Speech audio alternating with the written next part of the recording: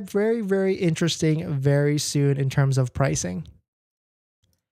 In this next topic, Tesla has released Safety Score version 2. So let's take a look at it. And I want to hear your thoughts, because if you don't know what Safety Score is, you can access it from the app, and it basically tracks you as a driver and seeing how you drive safely or not. So you can take a look at all the different metrics. If you haven't seen it before, it's in the app, and I'll show you exactly where to go.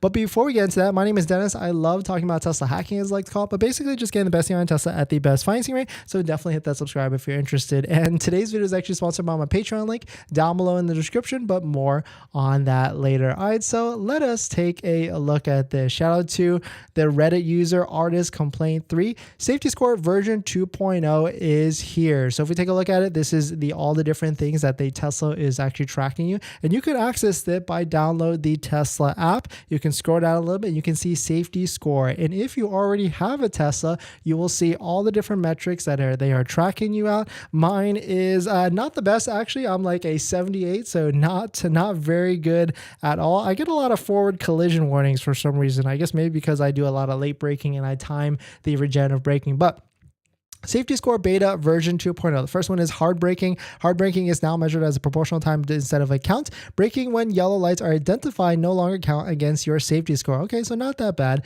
But we don't really use the hard brakes, right? I definitely try and use the regenerative braking as much as possible. Number 2, aggressive turning. I guess that makes sense. Quote, aggressive turning is now measured as a proportion of time instead of a count. So I guess like how much longer you're going to be aggressively turning at the end versus like each time you aggressively turn. Makes sense. Excessive speeding. Number 3, excessive speeding is now a new factor that measures the proportion of driving time done in excess of 85 miles an hour. Okay, that's good, because I don't think I drive over 85 miles per hour that often, but I know on like road trips, I definitely try and keep it around 75 because of the battery. Anything over 80 miles an hour, you're going to start to deplete the battery a lot.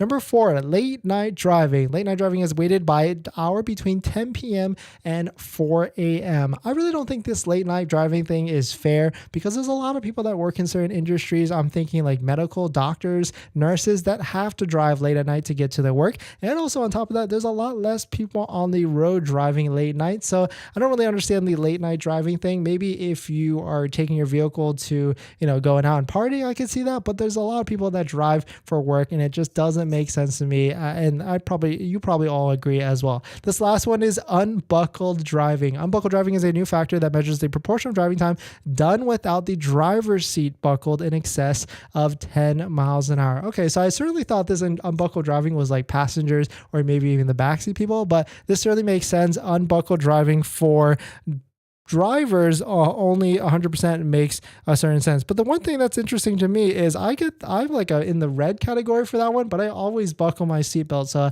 I'm confused what's actually going on with that one as well. But definitely some pretty interesting stuff. Let me know what your thoughts on it. Let me know what you're thinking.